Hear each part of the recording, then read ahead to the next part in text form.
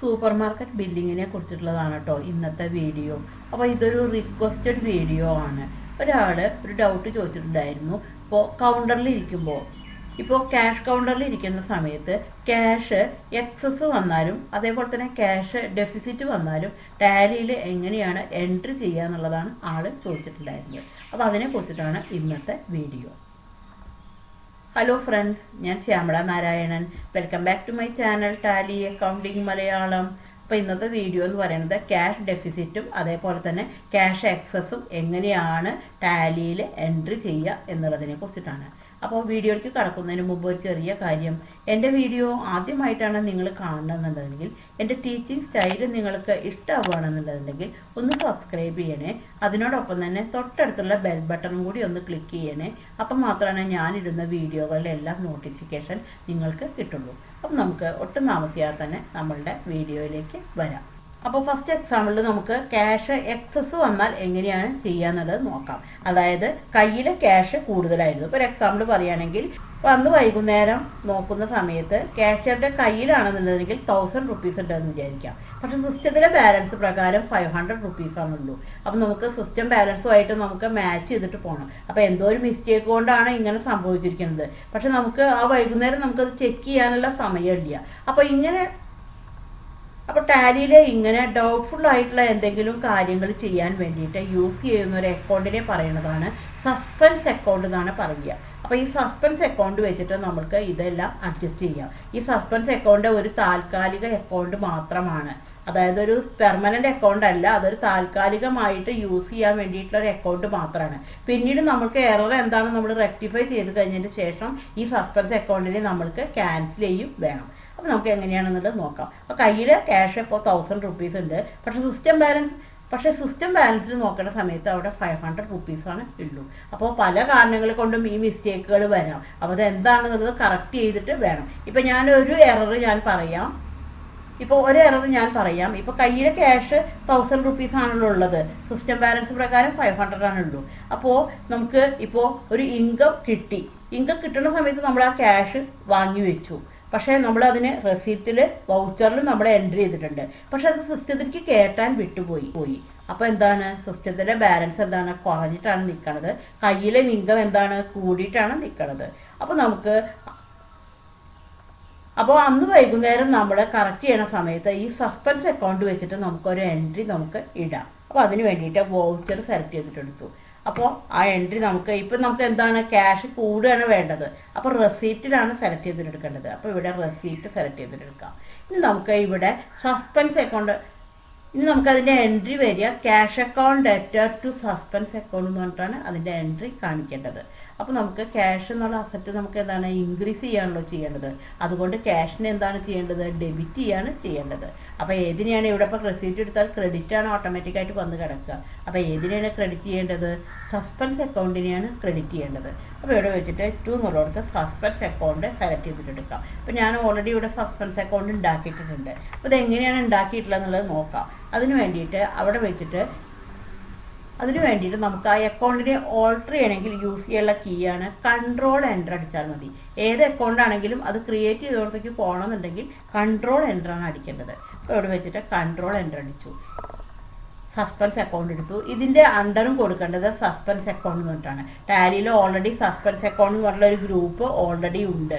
അപ്പോൾ ഈ ലെഡ്ജറിൻ്റെ അണ്ടർ കൊടുക്കേണ്ടത് സസ്പെൻസ് അക്കൗണ്ടിലേക്കാണ് കൊടുക്കേണ്ടത്. ഇത് നമുക്ക് എൻ്റർ അടിച്ച് കഴിഞ്ഞിട്ട് കൊടുക്കാം. അപ്പോൾ ഇവിടെ 500 കൊടുക്കാം. 500 എൻ്റർ അടിച്ചു. ഇവിടെ 500 കൊടുക്കാം, എൻ്റർ അടിച്ചു. ബൈ എന്നുള്ളടത്ത് എന്താണ് കൊടുക്കേണ്ടത്, ഡെബിറ്റിൽ എന്താണ് കൊടുക്കേണ്ടത്, ക്യാഷാണ് കൊടുക്കേണ്ടത്. അപ്പോൾ ക്യാഷ് കൊടുത്തു. ഇപ്പം നോക്കിക്കഴിഞ്ഞാൽ ക്യാഷിൻ്റെ ബാലൻസ് നോക്കിക്കഴിഞ്ഞാൽ മനസ്സിലാവും. ഇപ്പോൾ ഇവിടെ 1000 ആയിട്ട് ക്യാഷ് ബാലൻസ് മാറിയിട്ടുണ്ട്. ഈ എൻട്രി നമുക്ക് നരേഷൻ കൊടുത്തു കഴിഞ്ഞതിന് ശേഷം, അപ്പോൾ നമുക്ക് നിർബന്ധമായിട്ട് നമ്മൾ ഇങ്ങനെയുള്ളതൊക്കെ ചെയ്യുന്ന സമയത്ത് നമ്മുടെ നരേഷൻ നിർബന്ധമായിട്ട് കൊടുക്കണം. കാരണം പിന്നീട് നോക്കുന്ന സമയത്ത് നമുക്ക് മനസ്സിലാവണം നമ്മൾ എന്താണ് അവിടെ ചെയ്തിരിക്കുന്നത് എന്നുള്ളത്. ഈ എൻട്രി അടിച്ചു കഴിഞ്ഞതിന് ശേഷം സേവ് ചെയ്തു. അങ്ങനെ നമ്മൾ പിറ്റേ ദിവസം ക്യാഷിൽ വന്ന സമയത്ത് ചെക്ക് ചെയ്തു. അപ്പോൾ ചെക്ക് ചെയ്ത് കഴിയുമ്പോൾ മനസ്സിലായി ഒരു ഇൻകം നമ്മൾ ചെയ്യാൻ വിട്ടുപോയതായിരുന്നു. അതായത് റെസിപ്റ്റിൽ എൻട്രി ചെയ്ത് വെച്ചിട്ടുണ്ടായിരുന്നു, പക്ഷേ സിസ്റ്റത്തിൽ എൻട്രി ചെയ്യാൻ വിട്ടുപോയി. ഇപ്പോൾ കമ്മീഷൻ റിസീവ്ഡ് ആണെന്ന് അസ്യൂം ചെയ്യാം. അപ്പോൾ നമുക്ക് ഇനി കറക്റ്റ് ചെയ്യണം. അപ്പോൾ ഇപ്പോൾ ചെയ്തിട്ടുള്ളത് എന്തായിരുന്നു?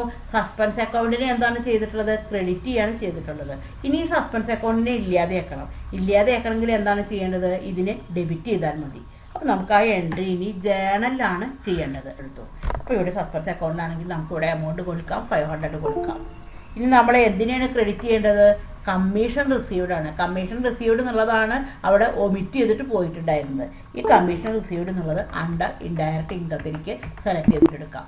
എൻ്റർ അടിച്ചു.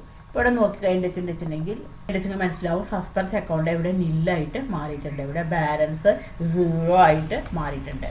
ഇത് എൻ്റർ അടിച്ച് കഴിഞ്ഞതിന് ശേഷം നരേഷൻ കൊടുത്തു കഴിഞ്ഞതിന് ശേഷം ഇത് സേവ് ചെയ്യാം. അപ്പോൾ ഇങ്ങനെ റീസൺസ് പലതാകാം. നമ്മൾ എന്താണെന്നുള്ളത് നമ്മൾ നോക്കിയിട്ട് വേണം. എന്തായാലും ഇത്രയേ ഉള്ളൂ. എന്തായാലും മനസ്സിലാക്കേണ്ട കാര്യം ഇത്രയേ ഉള്ളൂ. ഇങ്ങനെ എന്തെങ്കിലും ഡൗട്ട്ഫുൾ ആയിട്ട് ചെയ്യണം എന്നുണ്ടെങ്കിൽ അതിന് വേണ്ടിയിട്ട് യൂസ് ചെയ്യുന്ന ഒരു അക്കൗണ്ടാണ് സസ്പെൻസ് അക്കൗണ്ട് എന്നുള്ളത്. ഇനി നമുക്ക് അടുത്തൊരു എക്സാമ്പിൾ നോക്കാം. ക്യാഷ് ഡെഫിസിറ്റ് വന്നു, അതായത് കയ്യിലെ ക്യാഷ് ഡെഫിസിറ്റ് വന്നു.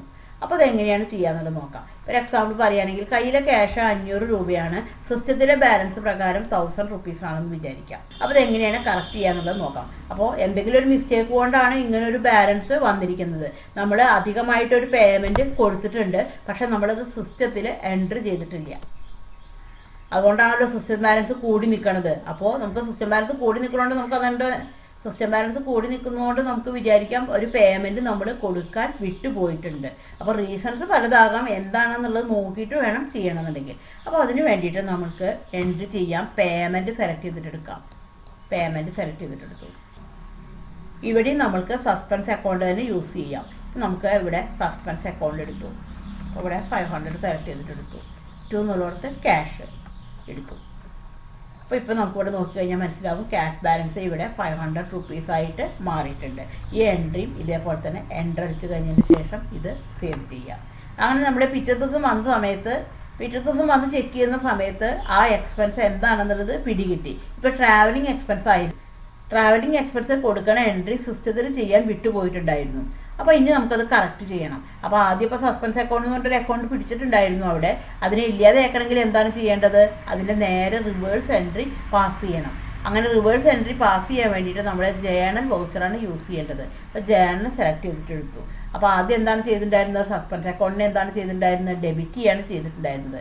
അതിനെ ഇല്ലാതെയൊക്കെ നമ്മൾ എന്താണ് ചെയ്യേണ്ടത്? ക്രെഡിറ്റ് ചെയ്യാണ് ചെയ്യേണ്ടത്. അപ്പോൾ എന്തിനാണ് ഇനി ഡെബിറ്റ് ചെയ്യേണ്ടത്? ട്രാവലിംഗ് എക്സ്പെൻസിനെയാണ് ഡെബിറ്റ് ചെയ്യേണ്ടത്. അപ്പോൾ ഓൾറെഡി ഇവിടെ ട്രാവലിംഗ് എക്സ്പെൻസ് ഉണ്ടാക്കിയിട്ടുണ്ട്. Travelling expense select ചെയ്തിട്ടെടുത്തു.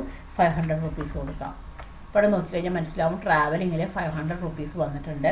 2 എന്നുള്ളത് സസ്പെൻസ് അക്കൗണ്ട് ഇവിടെ നില്ലായിട്ട് മാറിയിട്ടുണ്ട്. ഇവിടെ നോക്കിക്കഴിഞ്ഞാൽ മനസ്സിലാവും സസ്പെൻസ് അക്കൗണ്ടിൽ 0 ബാലൻസ് ആയിട്ട് മാറിയിട്ടുണ്ട്.